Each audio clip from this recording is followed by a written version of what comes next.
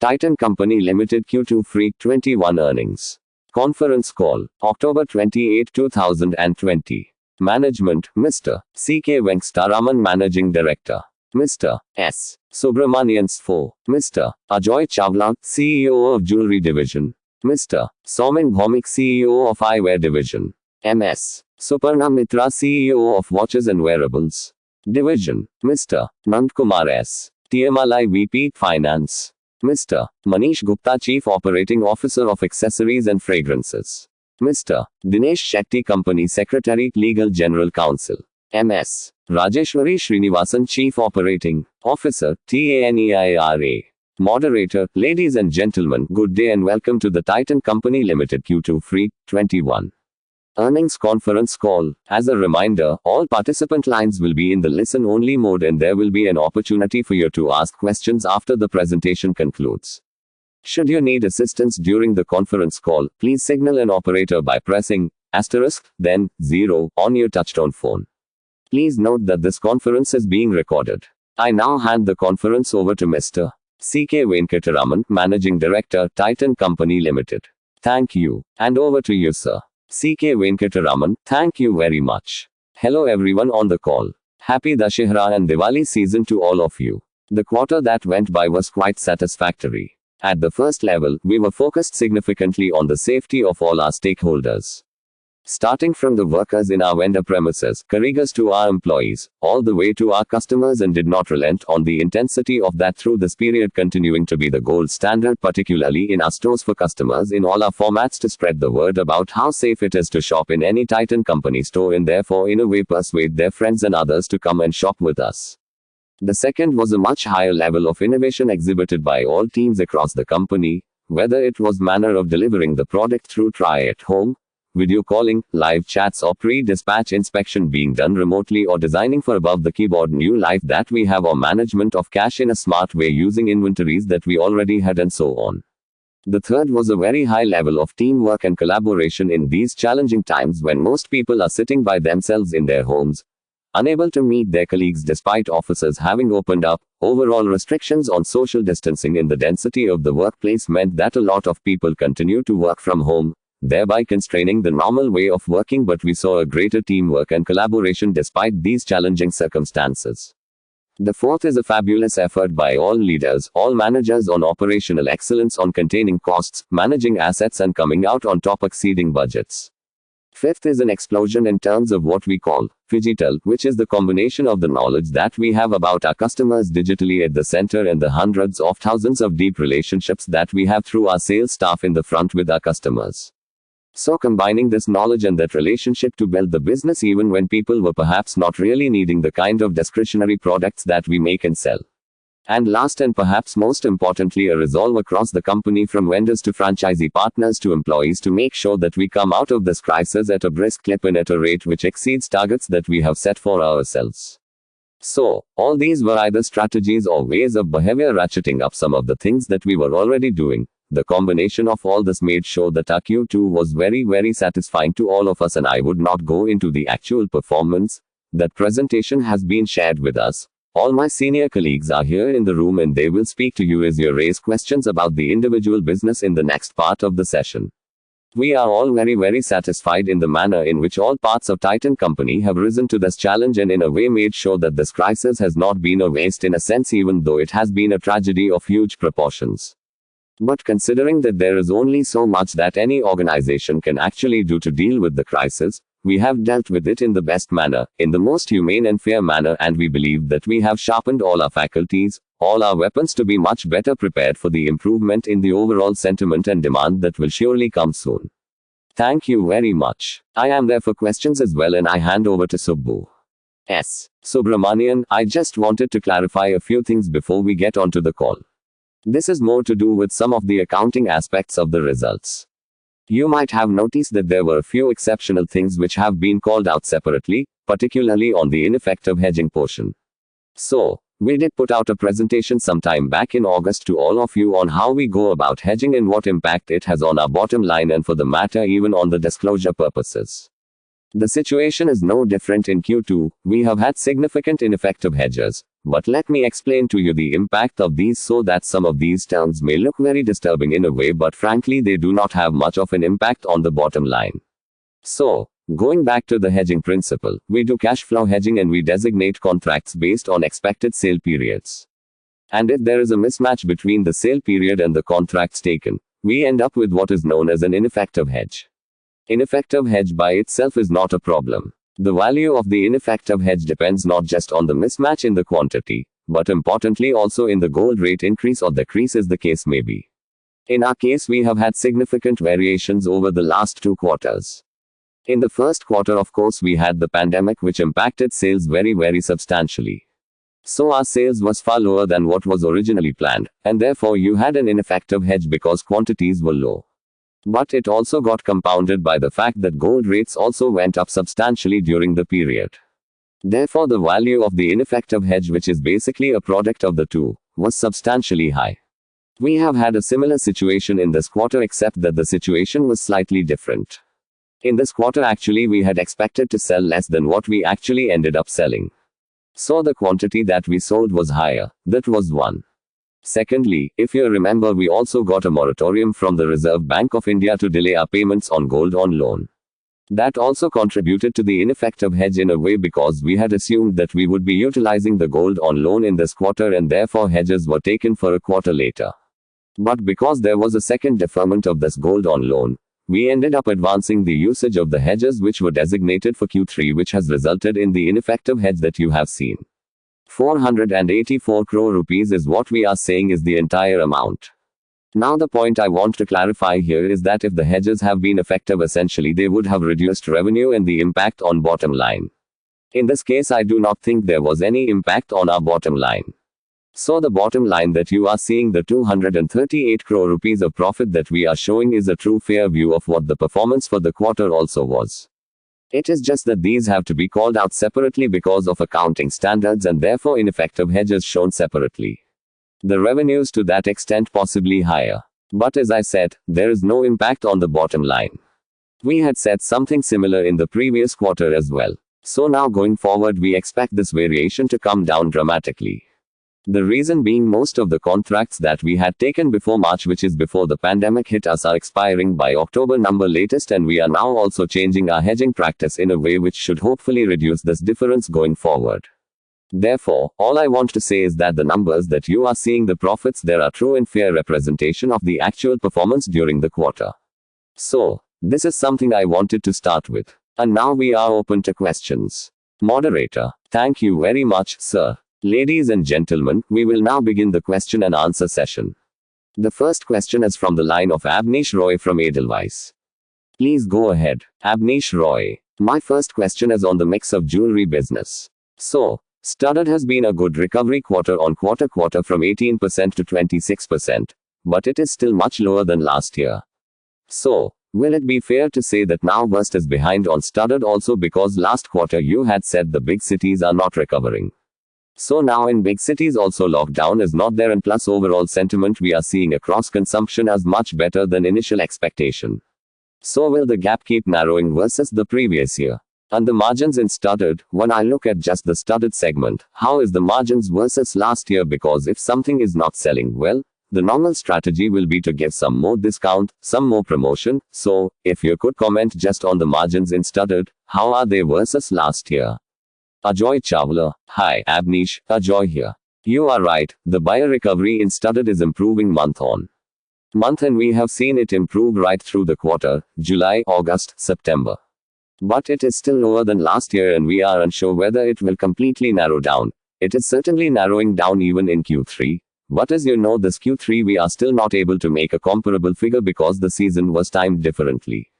But, yes, we are seeing that. I am hopeful that by Q3 it should narrow down considerably, and then Q4 onwards we start looking up closer to what it was. In terms of margins, we are seeing no major impact on margin actually. The discounting is in fact for the quarter slightly lower than what it was last year, and it is as per budget. There is some squeeze on the gross contribution because the gold component in the studded material cost is a little more because of the value of gold and the gold prices having gone up significantly. But it is not very material, it is a very marginal drop which can be easily made up. So we are not seeing any margin pressure on studded. Abneesh Roy. So, just one follow up there. So gold coins also as a mix, if you see 14% is too high, I understand gold prices play a big role here. So, would we need to wait for 2 more quarters for gold coins and overall mix to revert back to its mean? So gold coins used to be more like mid-single in the last many years. So if any comment you can give on that. Ajoy Chawla. I think sentiment-wise gold coins continue to be popular, and in this quarter also we are expecting it to remain higher than last year and in double digits. Perhaps once the uncertainty around the overall economic scenario comes down or gold prices start correcting downwards, only then we can say. As of now it is going more on sentiment on the street. People think gold prices are going to go up and there is a safety in buying bullion. Abneesh Roy. My second and last question is on the 34 crores provision. So if you could elaborate why your own subsidiary, how that will eliminate this kind of a risk in the future. And second, will it not recur in the coming quarters, so is it just one time? S. Subramanian. This is a one-time thing. This is the entire exposure that we have to this broking house. We have provided prudently and maybe rightly so because it has been some time we have been following up. We do hope that we get this money back, but we are not sure when exactly this can happen, and that is the reason we made the provision. We have set up our own commodity broking company, and once it is operational, we could possibly move all our business into that, and therefore this risk of margin money being stuck with somebody else will not happen. Moderator. Thank you. The next question is from the line of Latika Chopra from JP Morgan. Please go ahead. Latika Chopra. My first question was on the festive sentiment. You mentioned in the press release it seems good, and I understand the timing of the festivals is different this year versus last year. But any color on the Dussehra 10 days of Navratra, know how sales were versus last year same period? And also, what is the feedback you are getting from franchisees in terms of them taking up inventory ahead of Diwali? Ajoy Chawla. I will respond from the jewelry side since it has a material impact. The way we looked at this quarter, and especially the festive period of 30 days, we have tried to spread it out because of social distancing and safety consideration and the fact that not 100% of the staff will be working in the store all the time. We have tried to spread out in such a way that we reduce the peaks of Dhanteras and Dussehra and some of the weekend, and we also put our promotions and schemes accordingly so that there is minimal impact on the stores. As a consequence, even looking at the 10 days of Navratri and Dussehra this year versus last year may be inaccurate. We are happy. It is positive. We are seeing a marginal growth, but unable to comment whether you can kind of project it for the entire festive season of about 31 days, which is Navratri to Dhanteras and Diwali, because we are consciously trying to advance sale from Dhanteras and other peak days across the 30-day period. But so far positive, happy franchisees and on the ground feel as good, and so far we are able to manage it with a good amount of social distancing, which is the biggest concern in our mind to ensure that we are able to navigate this season well. Latika Chopra. The second question was on your store addition plans across jewelry, watches and eyewear. How are you thinking about these considering the recent trends and the expectations on consumer sentiment towards discretionary purchases? And also, if you could comment on a franchisee front, is L2 the most preferred manner for jewelry in particular? Ajoy Chawla. So on jewelry we have opened 14 stores so far. A large number of them was spillover from the previous year. And after the pause that we had in the first few months of this fiscal, we are now recommencing our growth in terms of expansion. We think we may end the year somewhere between 30 to 34 additions for the year. We are at 14. We have stuff in the pipeline. So we are not holding back. In fact, we are seeing a benefit in going into catchments and towns where presence is not there because people are more comfortable shopping locally and we do not have too much dependence on malls for jewelry. So, to that extent, that is not bothering. Yes, L2 is the preferred mode. L3 is in very small towns where we think there may be potential law and order issues or very remote town, but otherwise by and large L2 is our preferred mode. Suparna Mitra. Suparna from Watches. We never had any substantial expansion plans for our retail stores and that continues even now. Suman Bhaumik. This is Suman from Eyewear. We have opened about 14 stores right now. We also had shut down 38 stores. But going forward we do not have any major drive, but my sense is around 25 to 30 stores might get added up in the year overall. Moderator. Thank you. The next question is from the line of Aditya Soman from Goldman Sachs. Please go ahead. Aditya Soman. So firstly, in terms of this hedge accounting, would it be fair to say that retail sales for the quarter were 14% lower than on YoY basis? S. Subramanian. If we adjusted this, you are right, that is the case. Aditya Soman. And then if that is the case, is this largely a function of lower footfalls, because I am assuming there will be some benefit coming through with higher gold prices as well? Right, gold footfall, then down close to 40% to 50%, or that would not be right.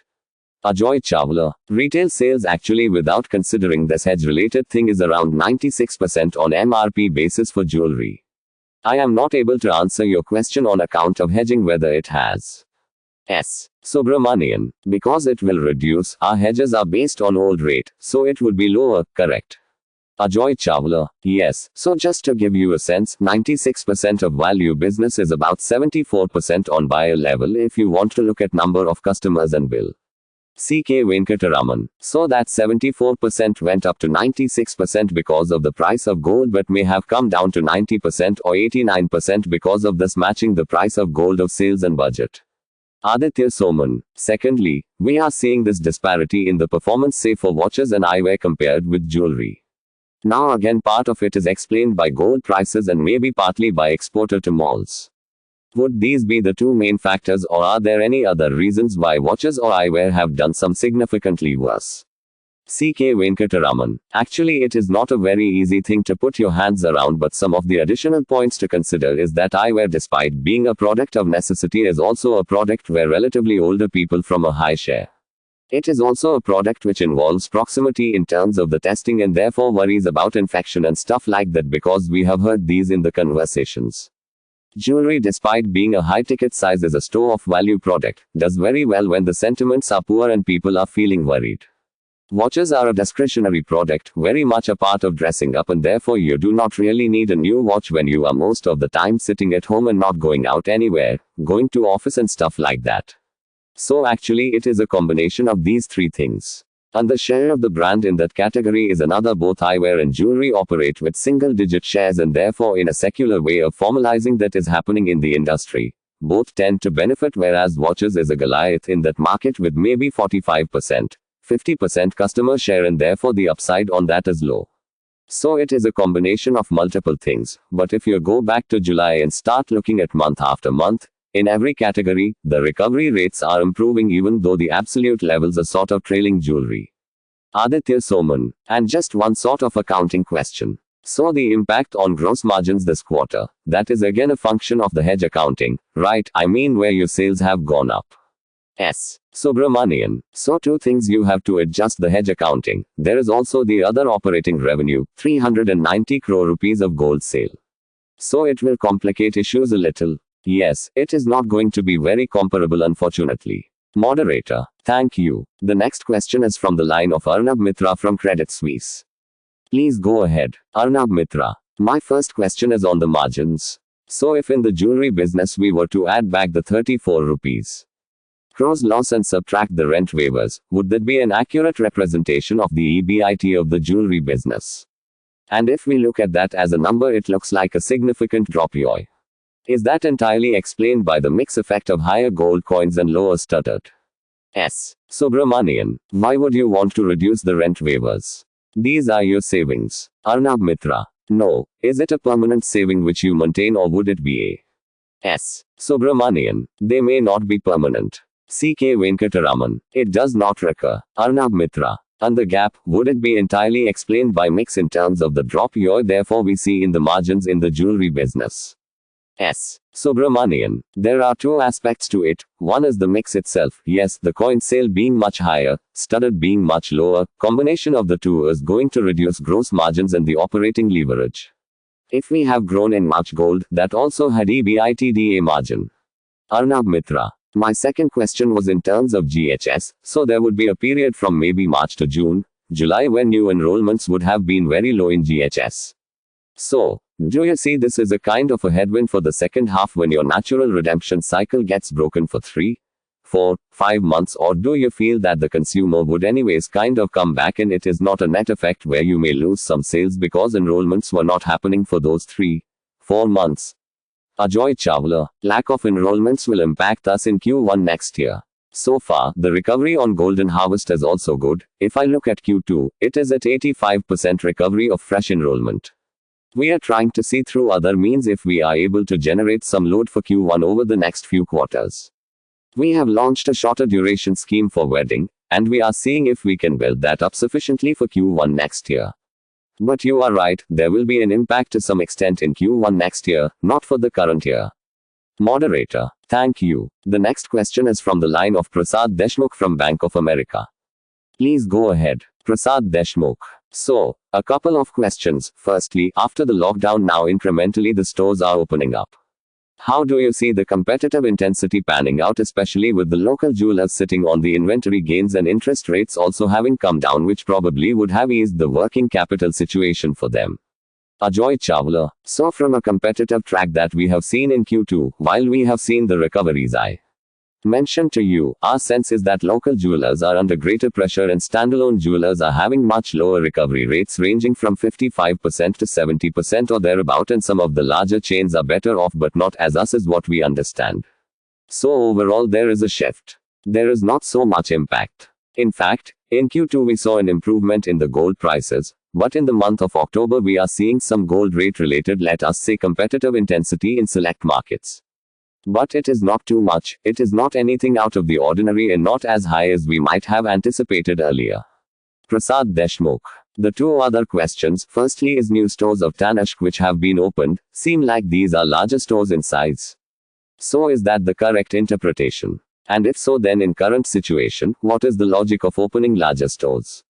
Ajoy Chawla. We have not really opened larger stores. Some of the stores are in bigger cities and catchments where we were not there.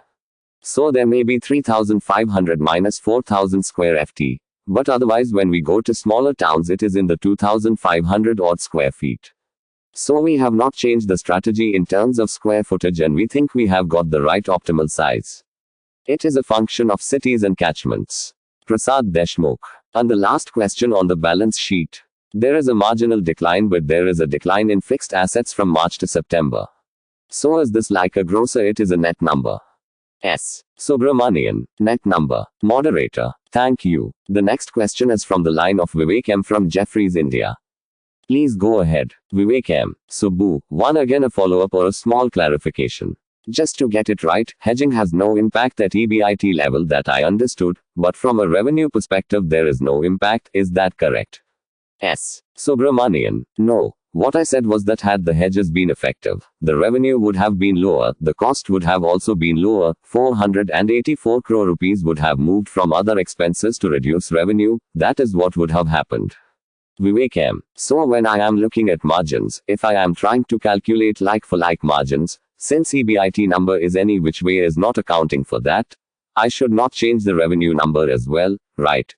S. Subramanian. Actually, see, what you could possibly do is reduce 484 crore rupees from the revenue, add back that 391 crore rupees which is the gold sale that we made, knock off the cost of materials purchase, stock and trade and changes inventory, you will get an idea of the GC. Vivek M. See, my question is what one of the earlier participants asked. If I look at on a year basis the jewelry margins are down, which you clarified is because of, let us say, mix change as well as operating leverage working the other way. But should not there be a big pricing leverage also? The fact that gold prices moved up, and outside of gold the costs are generally fixed rather than being variable. So in an environment when gold prices are moving up, ideally margin should have moved up. So is that understanding not correct? S. Subramanian. See, on a making charge as a percentage of gold, yes, there would be an increase, right, but the cost of gold, there will be no margin really on gold itself, because if the hedge is as effective as can be, then your purchase price and your sale price of gold will be similar, and in this case it is almost that. So you will not make margin on that. Making charges percent, yes, absolute amount may be more, as a percentage, while if we see C.K. Venkataraman. But the commission that we give to our channel partners is a percentage of making charges. So as the price rises, their commission also increases. The labor charges that we pay to vendors, if I recollect about 2/3 of the total, is designated in percentages and 1/3 in rupee terms, so that also rises. Therefore, per gram the rupee rises, but percentage margin on gold rate remains by and large same. Vivek M. If I look at the last, let us say 8 quarters, 4 quarters, you have roughly done around 12% kind of EBIT margin in case of jewelry. As in when the normalization sets in case of a studded, do you think that is the number that we should be looking at again? Ajoy Chawla, yes, that is what we should be looking at as we normalize. Vivek M. And lastly on the watches business, could you just give your thoughts on this marginal loss in this quarter? So how do you think about the second half of the year? Suparna Mitra. So the watches business recovery, as Venkat mentioned, has been more muted, but the festive season has been good, and as we had stated earlier, to exit the Q4 at roughly what was our last year level. We are seeing channel differences. So some channels are performing better, some others are not, but overall the business should recover to a 100% of last year level by Q4 end. Vivek M. In the context of cost savings that are underway, would you believe that the margin profile on a full year basis, let us say exit, should be better than what it was, let us say, the last year? Suparna Mitra. Better may be difficult, but definitely it should go back to what it was before COVID. Moderator. Thank you. The next question is from the line of Amit Sachdeva from HSBC. Please go ahead. Amit Sachdeva. Just wanted to sort of take Ajoy's brains on how we should think about the festive quarters, especially considering how month-on-month things have recovered. So if I may say, we made some observations from your release and other channels, etc. Is that August was very good recovery in Tier 2, Tier 3 towns, and maybe September as well, but July may have picked up that momentum while coins were also promoted. When you are exiting this and looking at Q4, how one should think about wedding season being now bunched up in Q3 and some of the other tailwinds are there? Which segment actually are doing well? Is the coin sales a sort of fueled by preemptive wedding purchases? What really consumer is saying and doing? How do we make sense of the recovery that you have seen in Q2 and exit that you have seen in September, and how the October has been going? What expectations, not for guidance, but what should we think about Q3 as a quarter? Would you think that would be like a strong quarter for you, like this recovery, the way September has excited? Ajoy Chawla. Many questions. Let me first give you a sense on what has worked. Tier 3 towns have done better than Tier 2. Tier 2 have done better than the top 12 towns. Out of the top 12 towns, 8 towns, which are excluding Mumbai, Pune, Bhubaneswar, and Kolkata, all the 8 out of the 12 have seen a 80% plus recovery.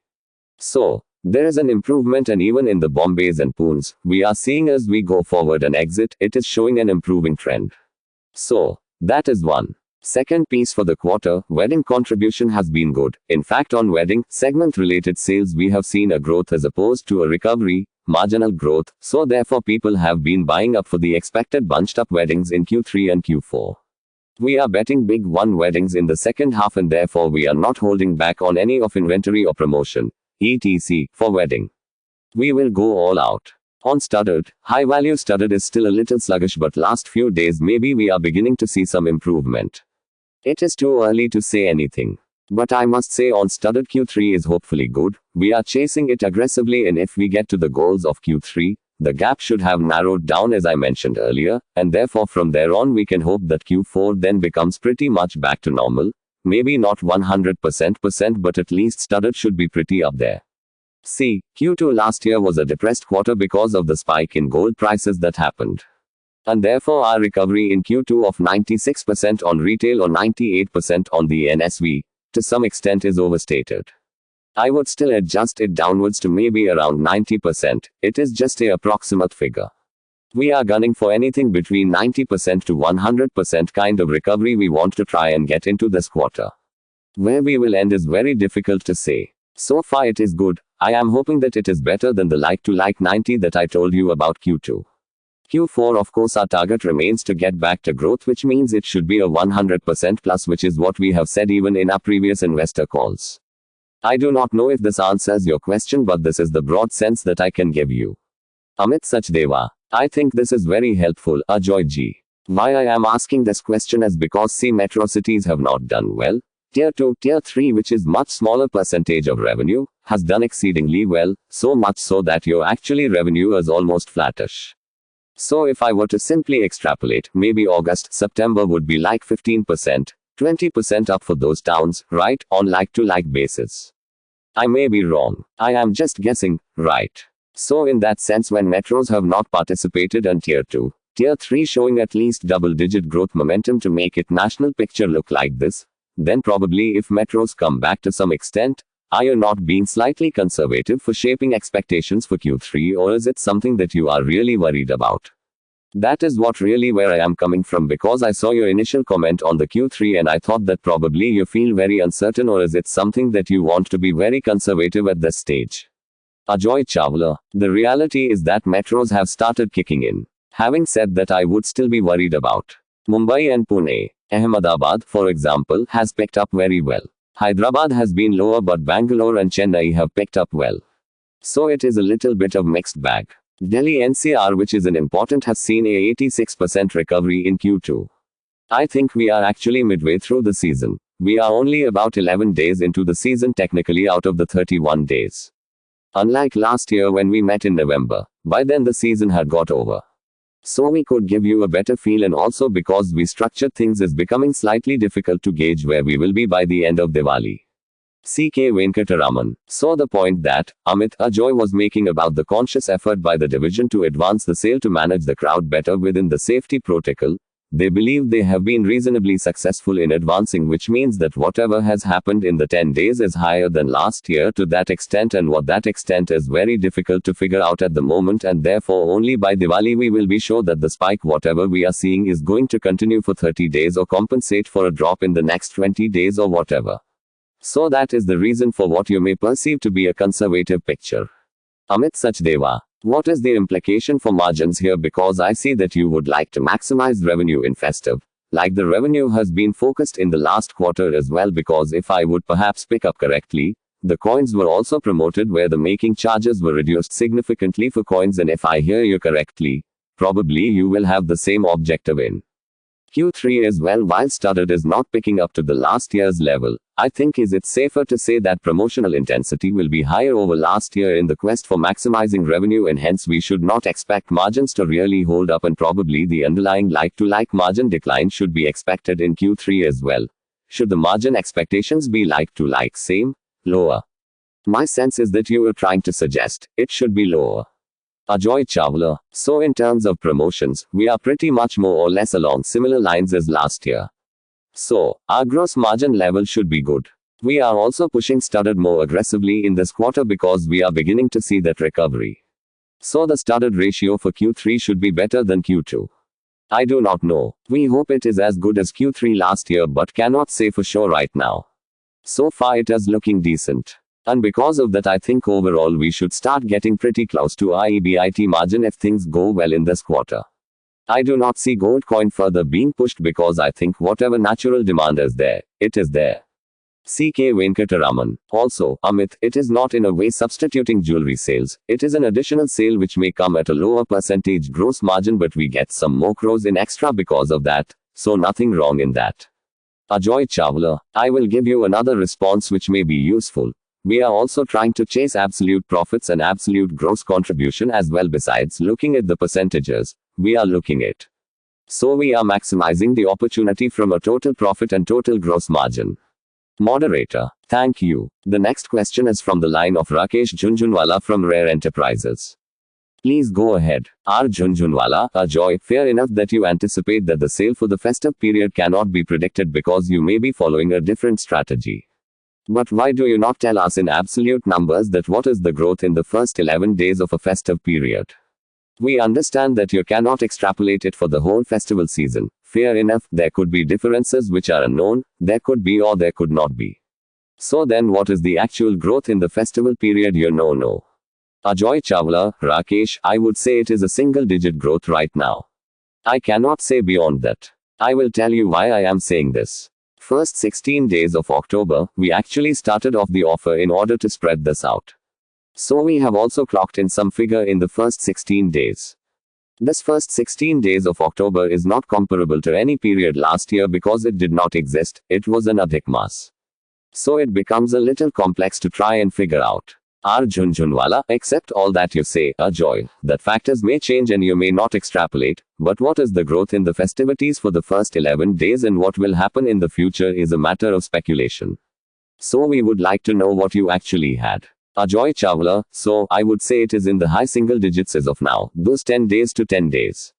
R. Jhunjhunwala. And my second question is the sales. That means in the previous quarter, if we reduce the sales because of the way recognizing the sale at the full price, then add the provision of 34 crores, so 320 crore rupees becomes your gross EBIT and your sale comes to about 2,985 crore rupees. S. Subramanian. I understand that. Ajoy Chawla. No, he is reducing NSVN. C.K. Venkataraman. You are adding the 34 crore rupees back. R. Jhunjhunwala. That is a one-time, right? And I am reducing the recognition of the gold at the regular price because if it is not the effective hedge, your sales would have been lower. As the profitability would have been the same. No. S. Subramanian. Yes, profitability would have been the same. R. Jhunjhunwala. So your sales effectively was around 2,983 crore rupees and your EBIT is 320 crore rupees. Effective margin around 10.8%, 10.9%. S. Subramanian. Yes, if I add back the 34 crore rupees. R. Jhunjhunwala. And my another question is that in the watch division, we record 55% in the second quarter in the eyewear division also. So what is percentage in terms? Is I aim or I estimate it could go wrong? What percentage of sales we could do in this quarter like we did 55% last quarter in watches? Am I right? Suparna Mitra. Yes, for watches, our estimate is about 75%. R. Jhunjhunwala. 75% of the corresponding quarter. Suparna Mitra. 75% of Q3 last year. Suman Bhaumik. For eyewear, we expect around 75-80%. Q2 was 51% and of course Q1 was 12%. R. Jhunjhunwala. Now, there has been a marked improvement in the break-even sales amounts in the watches and eyewear both, but your sales are lower and your profits are higher, am I right? Suparna Mitra. Yes. R. Jhunjhunwala. So now what do you think, this is a permanent reduction or these are one time, or how much your margin profile would improve because of this? How much is a permanent improvement? C.K. Venkataraman. Rakesh. Actually this is a complex question. In the eyewear business, we were anyway wanting to dramatically transform the financial performance of the division and we had chartered out a course for free. 22 and 23 and multiple initiatives have been identified by Suman and team in the first 6 months of calendar 20 and the results in Q2 are actually evidence that those are starting to work and we are in fact a little ahead of our target for free 22 itself. So there will be a big turnaround in eyewear. As far as watches are concerned, the watches division was in any case a very profitable division, and it would be our endeavor to actually grow the business in free 22 in terms of sales. Not just in the wearable side, but in the main analog quartz and mechanical watches side. You may end up investing in it for a while as opposed to going to the 16% and 17% that you have been talking to us for the last many quarters. I certainly know that. But we will come back to you on this because we were never dissatisfied with the profitability of the watches division. In fact, we are now thinking of the growth side more than the profitability side. R. Jhunjhunwala. My last question is, first we advance money to IL&FS, now we lose 34 crore rupees by advancing a broker. Do we not have some system of process in the company that we classify whom we are dealing with? How can we be giving money? What kind of broker is this? And what kind of process and system are we having in the company? S. Subramanian. Rakesh. These are brokers who are very reputed who we worked with. We have a risk profiling for all of these people. These are commodities. We have to do through MCX, right? And therefore only a few people that we have to deal with. The exposure to this particular broker was less than 10% of our total exposure. Now, unfortunately, something goes wrong. We still believe we should get that money. Let me put it this way, we are going after them and we know that they are doing some restructuring and they are getting some cash and so on and so forth. This is not equivalent to an IL&FS. Let me restate it, it is not an IL&FS here, but R. Jhunjhunwala, the provision made out of abundant caution and could get reversed in future. S. Subramanian, which is why we also now set up the other company that we are talking about, Titan Commodity Trading, which is to take over even this element of risk. R. Jhunjhunwala, and one thing also I wanted to ask you. Does this not dramatic reduction in the outstanding cases and the number of cases coming up every day improve our prospects? C.K. Venkataraman, we should encourage everybody who is sitting at home to step out of the house and go to their offices, go to shops and buy. R. Jhunjhunwala, no, Venkat, today the number of active cases has dropped from 25,000 to 6,000. CK Venkataraman, what I am saying is despite that the tendency is still to change, people need to actually get that confidence to start moving out is what I am saying. But the watch division have done a beautiful campaign called, Let's Get India Teching. So, that is the kind of thing that needs to happen for us to realize what you have described. R. Jhunjhunwala, so what we are saying is that it does not have much of an effect now, but if things keep improving, people will then move out more. CK Venkataraman, it is no because what is happening is also a result of the improving sentiment and people stepping out of their houses and moving. R. Jhunjhunwala, and if the improvement in cases continuously takes place, sentiment can further improve. CK Venkataraman, correct. R. Jhunjhunwala, one question I had is that you are going to make public targets for cost saving. CK Venkataraman, Rakesh, there were two things that we spoke on the call last. One was on hedging and the other was on the War on Waste program. We did not have a proper opportunity to speak about it at that time. But the thing is that Titan Company is not in a situation where it is saddled with huge fixed costs and the only way to improve its performance is by a dramatic reduction in the fixed cost of the company. So, therefore the imperative to work on the cost as well as disclose it to everybody is not on Titan Company as much as it may be with many other companies who are in that situation. That is why we have chosen to. R. Jhunjhunwala, you do not want to disclose it for whatever reason. Fair enough, we accept it. CK Venkataraman, yes. Moderator, thank you. The next question is from the line of Manoj Menon from ICICI Securities. Please go ahead. Manoj Menon, just a couple of questions over there. One question to Ajoy is on the industry update on the trend of fixed making charges which we have started seeing a few quarters back or a few months back, and what is the industry update and what is our response or no need for response? Ajoy Chawla, no, actually, as I mentioned in the last call, we did put out a few key products at the entry points on fixed making charge. I think it helps in just providing something to the store staff to talk to the customers. It has not had any material impact and we are not worried about that at all. I know you have been worried about that, but it has not really had an impact on our plain gold products, and in fact, we have done reasonably well on our plain gold margins in Q2 and we will continue to do so. Manoj Menon, my only objective was to understand, is there any material changes in the way industry operates, so that is the only objective actually. Secondly, on the expansion, if we heard you correctly previously in the call, you mentioned the 34 stores, and if I take an average of 2,500 to maybe 3,000 square feet, you are talking about 100,000 square feet approximately. So is it fair to then say assume that Free 21 will have a largely the normal 100,000 square feet type expansion? Ajoy Chawla, I am not able to react to your square footage, but as I mentioned the range of stores that we expect to open, I do not have a single figure because we decided to pause in between, so between 30 to 34 stores for the year. So if you apply the metric you are saying, CK Venkataraman, actually, from a number of stores point of view, it would be a very good achievement for a COVID year. Ajoy Chawla, yes, last year we opened around 41 or 42. S. Subramanian, average is 3,000 square feet, 100,000 square feet may go. Ajoy Chawla, yes, number is pretty much there. Manoj Menon, one follow up on this if I may. Given the context of real estate, etc., in a normalized scenario in 2, 3, 4 years' time, would these stores will have a better R given you might have better rentals, and is there an angle there to consider? Ajoy Chawla, I would not give it so much because the material impact there marginally better R on the overall base would not be so much and most of them will be L2. CK Venkataraman, so the IRRs will be for them. Moderator, thank you. The next question is from the line of Chirag Shah from CLSA. Please go ahead. Chirag Shah, hi, Subbu. You mentioned in your opening remark there will be a change in hedging accounting and some bit of volatility that you have seen because of gold prices moving in ineffective hedges, that would anyways be taken care of going ahead. Now is this to do with you moving towards your in-house subsidiary for Titan Commodity Trading? S. Subramanian, this is just about designation of hedges, nothing to do with our in-house. Chirag Shah, can you just explain what are you trying to do going forward on the ineffective hedges?